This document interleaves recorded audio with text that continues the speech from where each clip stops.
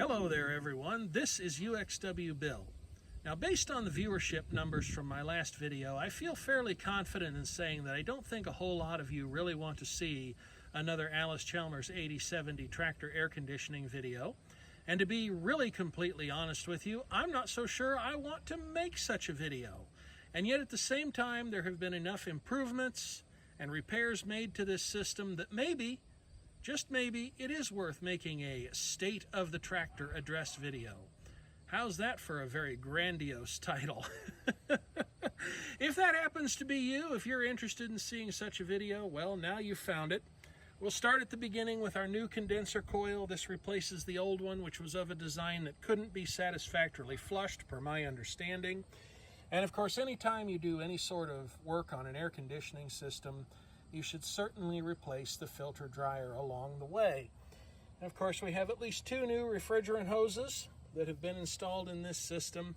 And then I've tried to make a major improvement that I hope will improve the reliability and reduce the stress that is presented to this system as it operates. A tractor is about the worst place in the world that you could ever put an air conditioning system. And in fact, I see much newer tractors struggling with the same kind of problems that both of the Allis-Chalmers tractor air conditioning systems I've worked on in the past have suffered from. There are a couple problems here. The most notable is all the filth that a tractor operates in as it's going up and down the farm field. You've got dust, dirt, chaff from grain, all kinds of garbage, sticks and stalks and leaves and things. And all these things will conspire to plug up not only your evaporator, but also your condenser coil, greatly reducing or possibly even preventing their ability to transfer heat as an air conditioning system depends upon. And that, of course, greatly stresses the system because then your head pressures start to go up.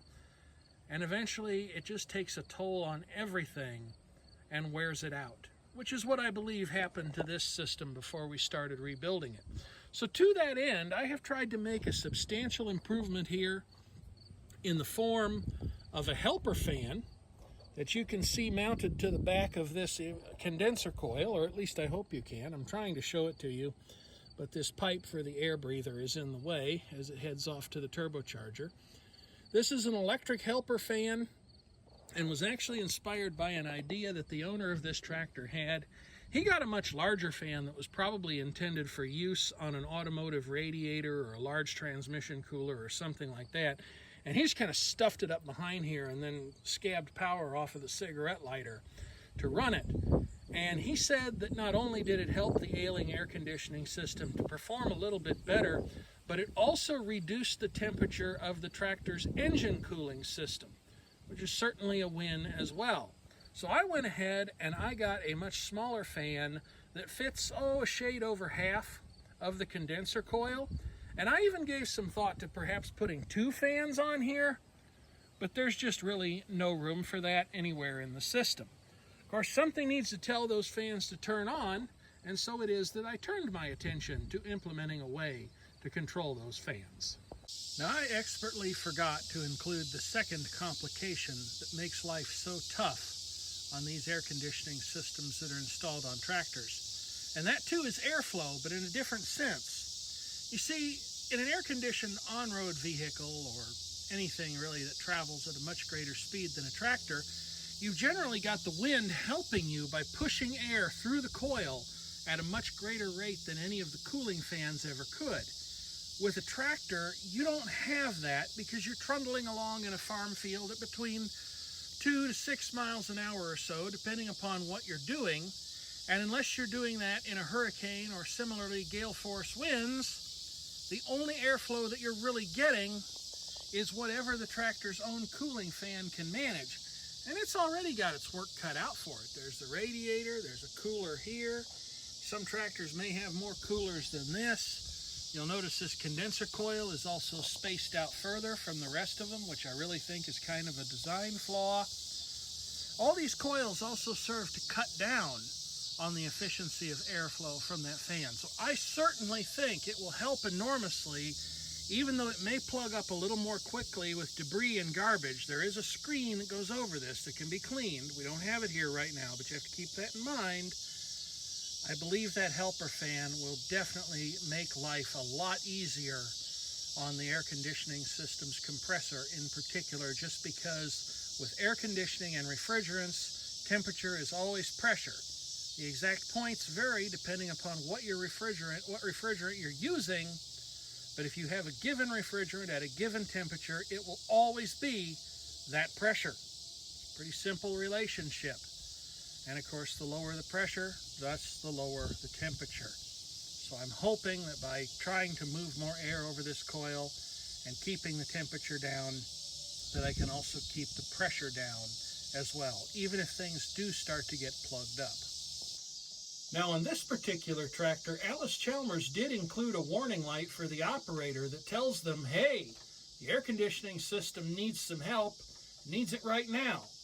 I think there's two problems with that idea. I'll give them an A for effort, but it's predicated on the notion that the operator is actually going to notice the light and that they're going to notice it in time to go and solve the problem that has caused the pressure to become excessively high for the air conditioning system.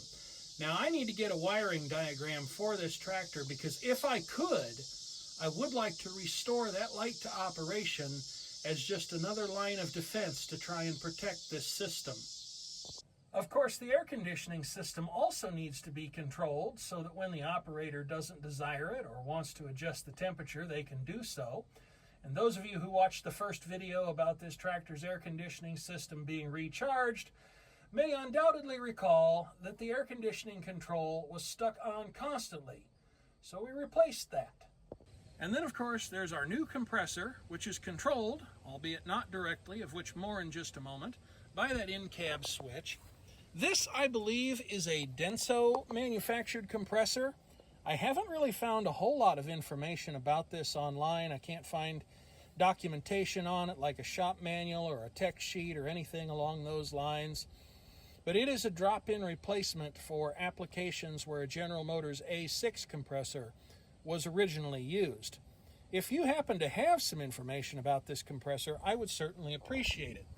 Now this, of course, like many of the other parts used in repairing this system, came from AP Air, though they are not a sponsor of this video. You will find a link to them down in the video description if you're curious who they are or happen to need any of their parts. Now, one thing that I wanted to do was to try and take as much load off of that in-cab control as I possibly could. And to that end, I employed another kit from AP Air that is known as a compressor clutch coil low voltage protection kit. This basically is a relay that's been packaged up to plug right into this S6 compressor, and the relay actually takes its power from over here on the starter stud, so that if there's voltage drop along the way or a particularly heavy electrical load in the cab or elsewhere that might cause voltage drops sufficient to cause issues for the compressor clutch that would keep it from remaining pulled in, that kit is intended to solve them, and I figured it was probably pretty cheap insurance. Now, you've probably noticed that there's also another relay here. This relay is what actually turns the helper fan on, and it is wired such that anytime the control up in the cab is calling for air conditioning, whether the compressor is actually engaged or not, that helper fan will be running. And the compressor might not be engaged because this relay that will ultimately energize the clutch, its operation is governed by these high and low pressure switches. Now, I was actually quite surprised to learn that this tractor, at least as it came to me, did not have any high pressure protection. I don't know if it did from the factory. I'd be surprised if it didn't. But what I thought was a high pressure switch mounted to this filter dryer assembly is actually a low pressure switch. Doesn't really make sense to put it in that part of the system where you're dealing with hot, high pressure liquid and vapor, but that's what they did, and I suspect that its purpose was actually intended to keep the system from operating below a certain outdoor temperature, in which case the sensor could be just about anywhere in the system, except of course in the conditioned space, which would skew its ability to determine accurately what the temperature was and take an appropriate action as a result. So those are some of the improvements that have been made to this system. I certainly hope they will improve its longevity over time. This relay, of course, has a fuse built in. I find it hilarious that this relay was sold as being suitable for 30 amp loads when it comes with 14 gauge wire, and I certainly doubt that the internals of the relay are up to the task. The fan only pulls about 5.5 amps when it's going full tilt at around 13.1 volts DC, but I went ahead and put a 15 amp fuse in there just to prevent any nuisance blowing or wear and tear on a lower rated fuse that might also cause it to fail before it should, or when there's not really a fault around. Likewise, I also decided, given that this will be connected to the starter stud for power, it'll be sent to both the compressor clutch and the fan, that it would be a very good idea to provide fuse protection for everything. So we have a fuse that's inline, also a 15 amp type, that will serve to blow if anything goes wrong with the compressor clutch. And that will be much better than potentially blowing the wire or even starting a fire somewhere on the tractor, which could really ruin someone's day in quite a hurry, especially with all of these fuel system parts and other flammable things nearby. Although diesel fuel is actually surprisingly, really very hard to ignite. If you've never tried it, well, first of all, you shouldn't, because you really shouldn't play with fire and things like that, because you could get hurt. But if you go against that warning and decide to do so anyway, you'll be amazed at just how hard it is to ignite diesel fuel. But anyway, I'm getting way off the subject here. You might have also noticed that I have my gauge set hooked up to this system, and that's where the trouble starts. Let's go get a ladder.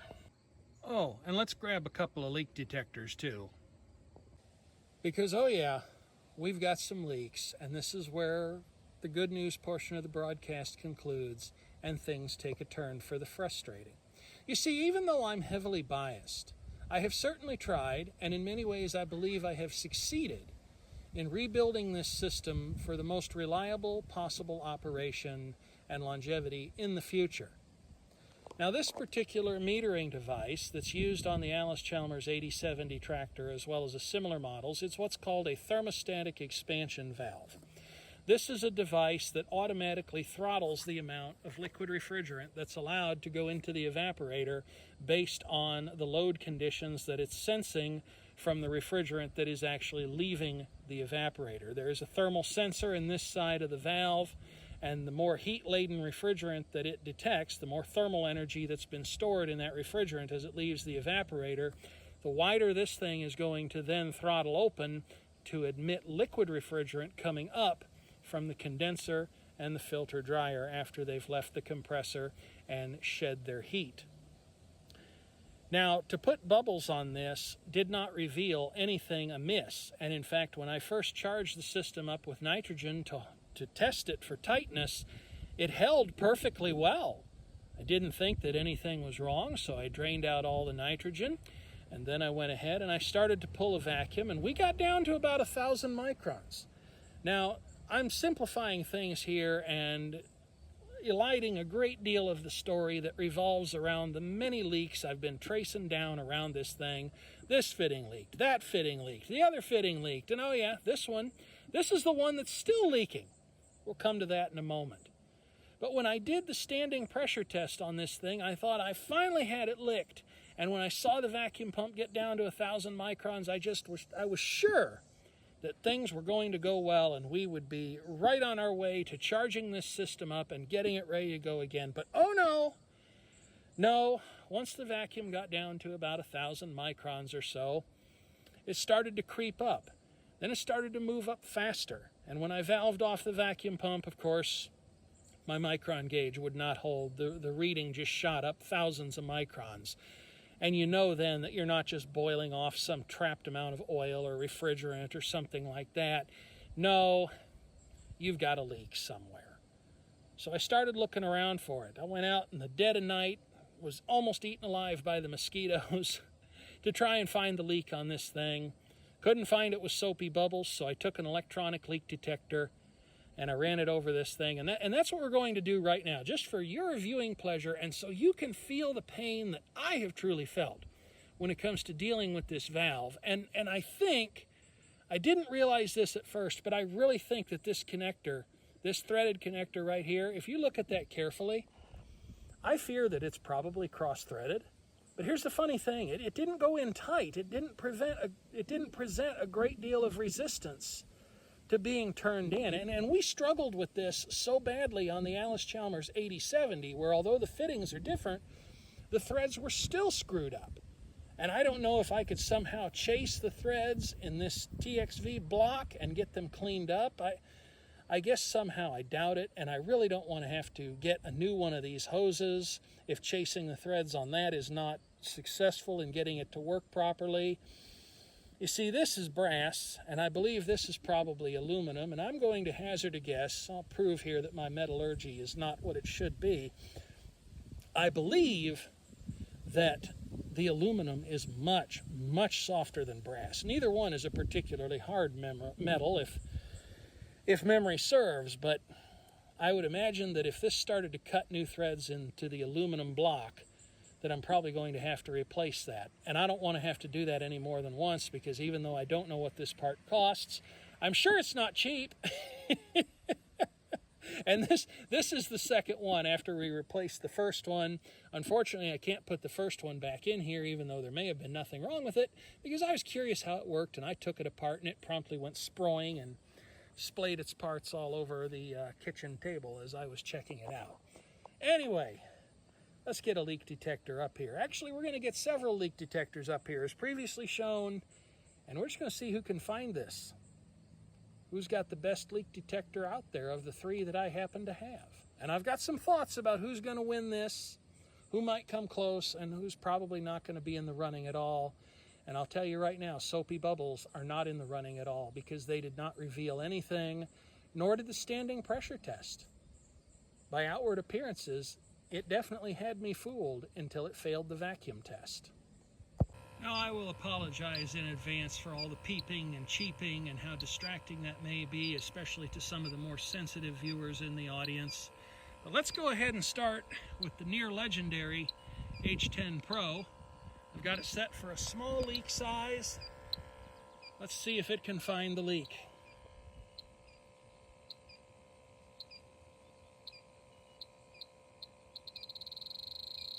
Okay, to no one's surprise at all, the H10 Pro has got it. Now we'll move to the Fieldpiece DR82. This is what they call an infrared leak detector. And while people's experiences with this machine have been highly variable, mine have really been outstanding. I think this is a great leak detector, and it's certainly less fiddly to maintain and much more compact and portable than the H10 Pro is. I've got this on its high sensitivity, and when I brought this in on high sensitivity, it didn't find anything. But then I went ahead and I switched it to turbo.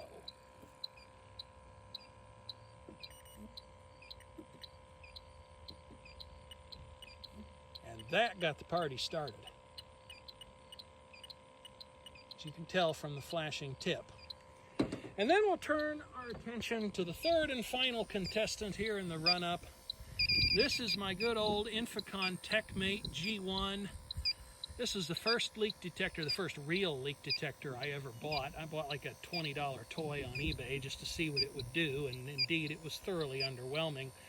But so too has this thing. This thing has also been extremely underwhelming in my experiences so far. It seems to false trigger a lot, and I don't think I've ever successfully found a leak with it.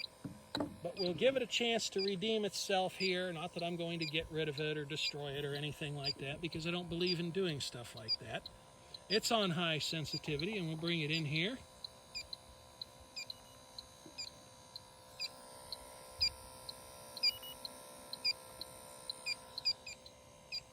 Got a little something there, but that's all too typical of the TechMate's behavior.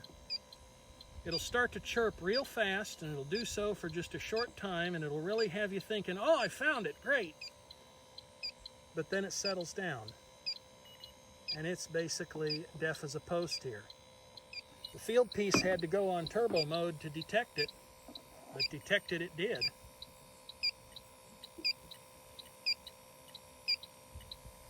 And the H10, of course, just brought it in. Sure enough. So the trouble is, how am I ever going to get this to stop leaking? And hopefully I have not damaged this thermostatic expansion valve if this is in fact cross-threaded, as I now fear that it is. But I guess this too shall pass, although for now, my time working on this tractor, we'll turn these off. There's no sense in regaling you with an electronic chorus of leak detector beeps any more than I already have. For now, my time to work on this system is coming to a close because this tractor's owner is actually going to take it to some sort of a history show about farm equipment.